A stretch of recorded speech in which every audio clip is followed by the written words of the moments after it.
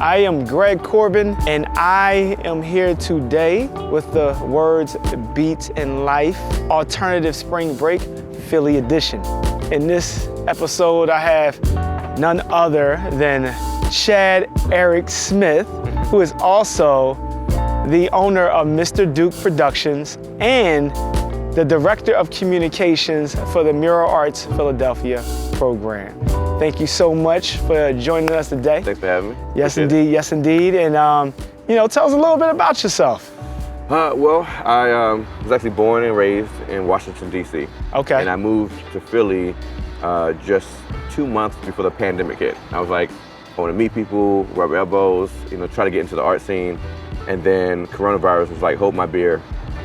Everyone stay inside. But I am an actor, musician, writer, film director, multiple hats. I spent a year in the Restorative Justice Department at Mural Arts until I threw my hat in the ring for the communications director position. I'm the first man and the first person of color to serve as the director of communications in Mural Arts Philadelphia's 35-year history. This job allows me to bring in all of my talents and skills and disciplines under one roof.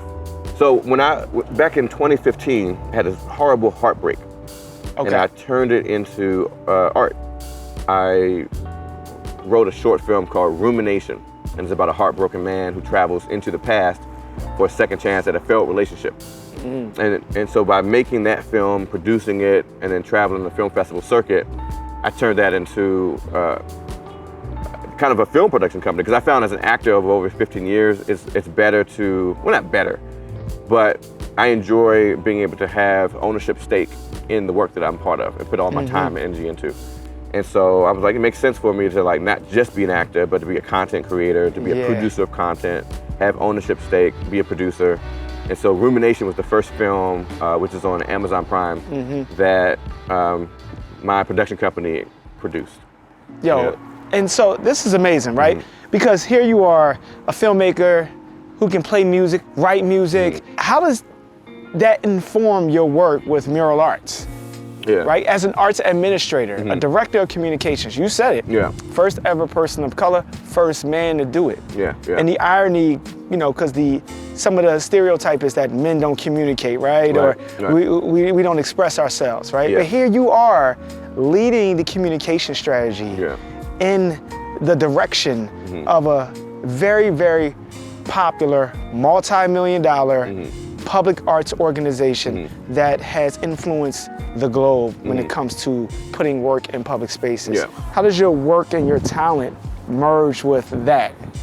Man, in so many ways. And I just became the co-chair of the DEI committee as well. When it comes to diversity, equity, and inclusion, something that Mural Arts publicly says is important to the organization as a value, that's something I said during my interview process, that not only would I bring diversity as the first man and the first person of color in this role, but I've been able to curate the team. So now the department is the most diverse it's ever been. I've worked at organizations where the people with whom the organization was serving were predominantly people of color, and yet the communications team was predominantly white, shaping the narratives about these folks. And it always bothered me. I was like, man, I wish I could be in the room, help shape those narratives. So when this opportunity presented itself, I was like, I have to try, And, as a filmmaker, film is like so multidisciplinary. So that when I am in this job, it has so many transferable skills.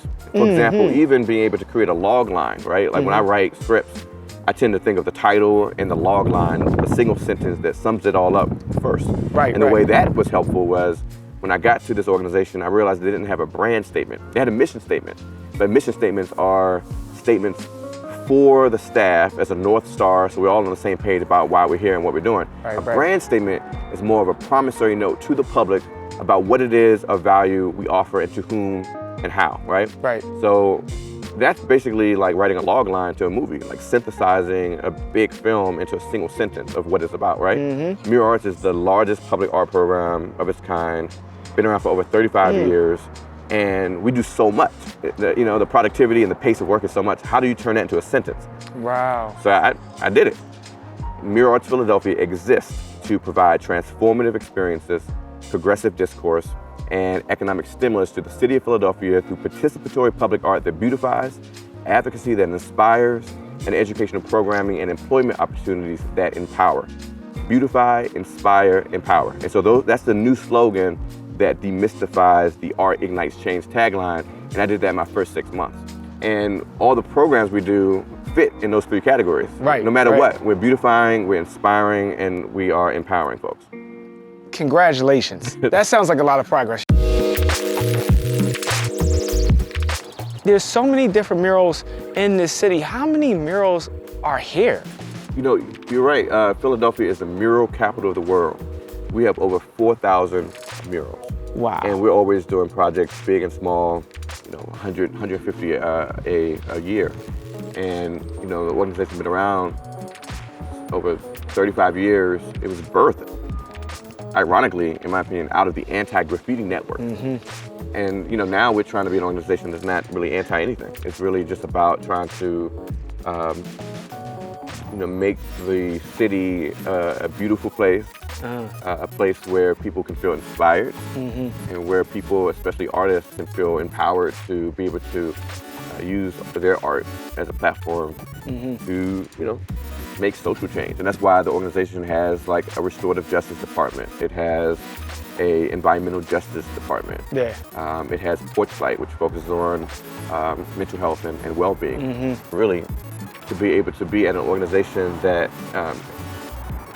whose core values is rooted in my own worldview of like how to make the world better is by using art to help solve some of our biggest challenges.